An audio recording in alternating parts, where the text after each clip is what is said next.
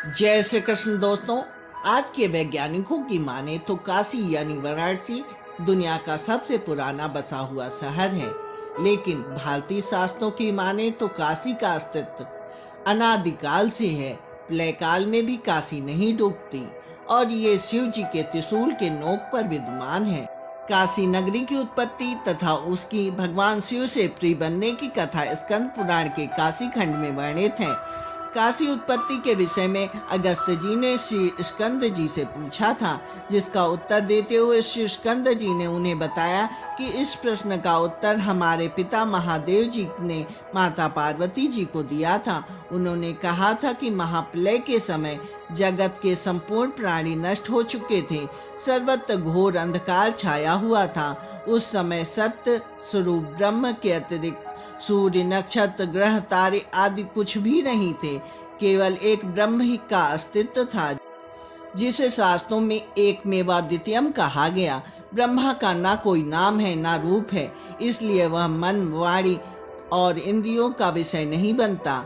वह तो सत्य है, ज्ञानमय है, अनंत है, आनंद स्वरूप है और परम प्रकाशमान है। वह निरंकार, निर्विकार, निगुण, निर्विकल्प और सर्वव्यापी है। माया से परे तथा उपद्रव से रहित परमात्मा कल्प के अंत में अकेला ही था। कल्प के आदि में उस परमात्मा के मन में ऐसा संकल्प उठा कि मैं एक से दो हो जाऊं। यद्यपि वह निरंकार है, किंतु अपनी लीला शक्ति का विस्तार करने के उद्देश्य से उसने साकार रूप धारण कर लिया। परमेश्वर के संकल्प से प्रकट हुई ऐश्वर्य गुणों से भरपूर सर्व ज्ञानमयी सर्वस्वरूप द्वितीय मूर्ति सबके लिए वंदनीय थी। महादेव जी ने पार्वती जी से कहा, प्रिय, निरंकार परम ब्रह्मा की वह द्वितीय मूर्ति मैं ही हूँ। सभी शास्त्र और विद्वान मुझे ईश्वर कहते हैं। साकार रूप में प्रकट होने पर मैं अकेला ही अपनी इच्छा के अनुसार विचरण करता हूँ। मैंने ही अपने शरीर से कभी अलग न होने वाली तुम प्रकृति को प्रकट किया। तुम गुणवती, माया और प्रधान प्रकृति हो। तुम प्रकृति को ही बुद्धि तत्व का जन्म देने वाली और विकार रहित कहा जाता है। तुम प्रकृति को बुद्धि तत्व को जन्म देने वाली तथा विकार रहित कही जाती हो। काल स्वरूप आदि पुरुष मैंने ही एक साथ तुम, शक्ति और काशी क्षेत्र को प्रकट किया था।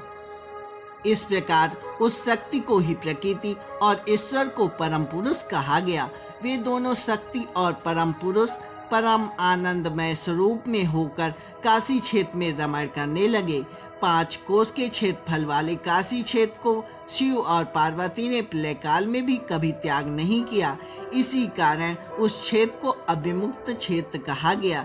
जिस समय इस भूमंडल की, जल की तथा अन्य प्राकृतिक पदार्थों की सत्ता नहीं रह जाती, उस समय अपने विहार के लिए भगवान शिव ने काशी क्षेत्र का निर्माण किया था। स्कंद भगवान ने अगस्त्य ऋषि को बताया कि यह काशी क्षेत्र भगवान शिव का आनंद का कारण है, इसलिए पहले उन्होंने इसका नाम आनंद वन रखा था।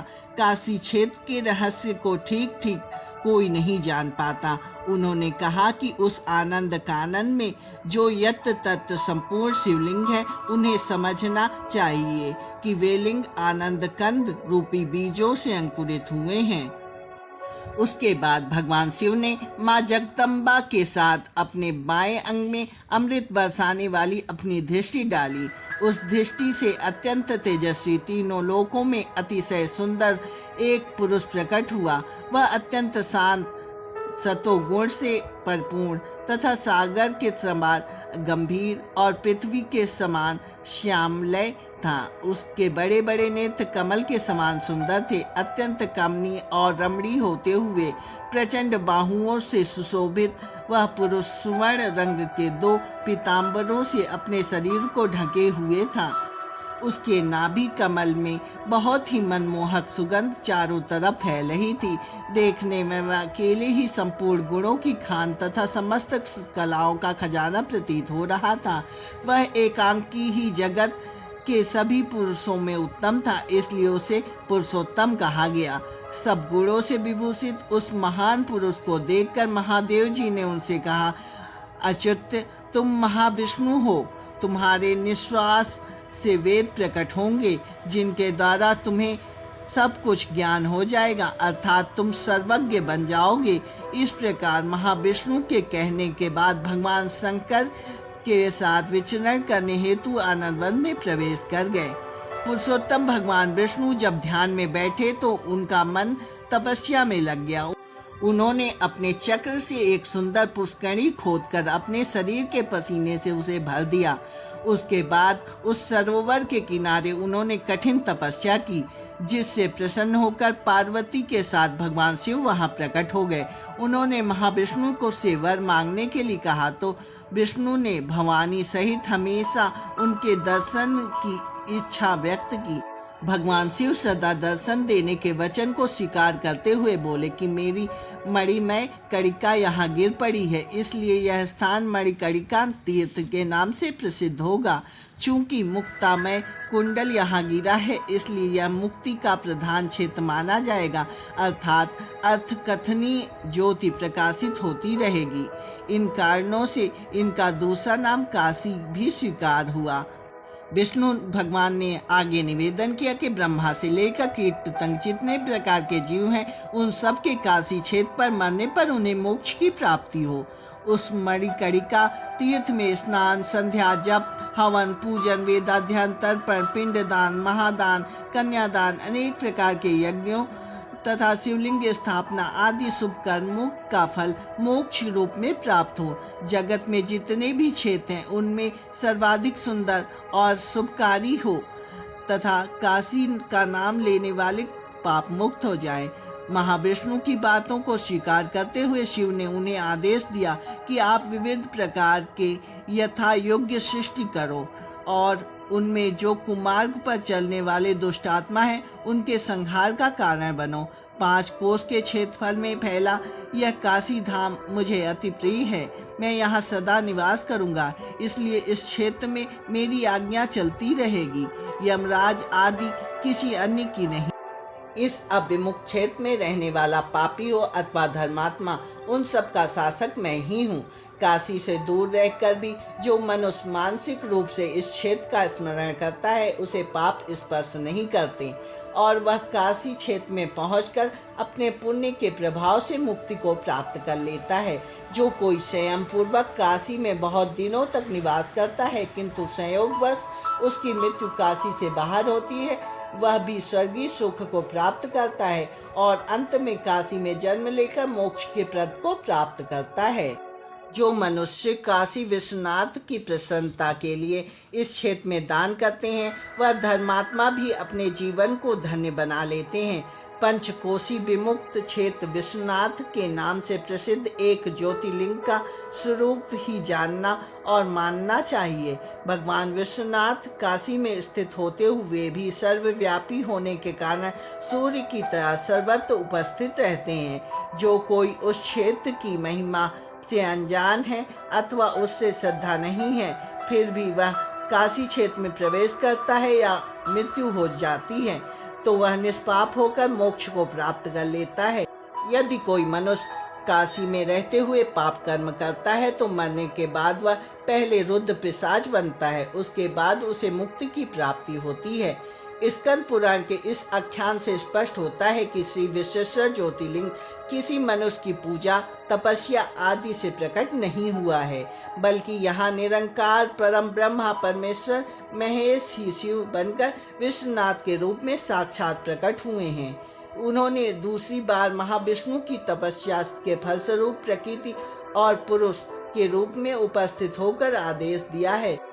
महाविष्णु के आग्रह पर ही भगवान शिव ने काशी क्षेत्र को अभिमुक्त कर दिया है। उनकी लीलाओं पर ध्यान देने से काशी के साथ ही उनकी अतिशय प्रियशीलता स्पष्ट मालूम होती है। इस प्रकार 12 ज्योतिर्लिंग में श्री विश्वेश्वर भगवान विश्वनाथ का शिवलिंग सर्वाधिक प्रभावशाली तथा अद्भुत शक्ति संपन्न लगता है। मां अन्नपूर्णा के साथ भगवान शिव अपने त्रिशूल पर काशी को धारण करते हैं और कल्प के प्रारंभ में अर्थात सृष्टि रचना के प्रारंभ में उस त्रिशूल से पुनः भूतल पर उतार देते हैं। शिव महापुराण में भी विश्वेश्वर ज्योतिर्लिंग की महिमा कुछ इस प्रकार बताई गई है। परमेश्वर शिव ने मां पार्वती के पूछने पर स्वयं अपने मुंह से विश्वेश्वर ज्योतिर्लिंग की महिमा कही थी। उन्होंने कहा था कि वाराणसीपुरी हमेशा से गुहातम अर्थात अत्यंत रहस्यात्मक है तथा सभी प्रकार के जीवों को मुक्ति प्रदान करती है। इस पवित्र क्षेत्र में सिद्धगढ़ शिव आराधना का व्रत लेकर अनेक प्रकार के संयम पूर्वक मेरे लोक की प्राप्ति हेतु महायोग नाम पाशुपत योग है। पाशुपत योग भुक्ति और मुक्ति दोनों प्रकार के फल प्रदान करता है। भगवान शिव ने कहा कि मुझे काशीपुरी में रहना सबसे अच्छा लगता है, इसलिए मैं सब कुछ छोड़कर इस पुरी में निवास करता हूँ। जो कोई भी मेरा भक्त है और जो कोई मेरे शिव तत्व का ज्ञानी है, ऐसे दोनों प्रकार के लोग मोक्ष पद के भागी बनते हैं, अर्थात उन्होंने मुक्ति अवश्य प्राप्त होती है। इस प्रकार के लोगों को ना तो तीर्थ की अपेक्षा रहती है और ना ही विविध अविविध कर्मों का प्रतिबंध रहता है। इसका तात्पर्य यह है कि उक्त दोनों प्रकार के लोगों को जीव मुक्त मानना चाहिए। वे जहाँ भी मरते हैं उन्हें तत्काल मुक्ति की प्राप्ति होती है।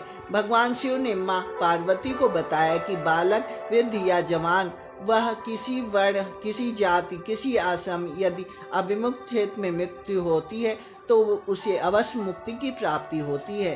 स्त्री यदि अपवित्र हो, पवित्र हो, कुमारी हो, विवाहिता हो, विधवा हो, बंध्या हो, रजस्वला हो, प्रसूता हो अथवा उसे संस्कारहीनता हो, चाहे किसी भी स्थिति में हो, यदि उसकी मृत्यु काशी क्षेत्र में होती है तो वह अवश्य मोक्ष की भागीदार होती है।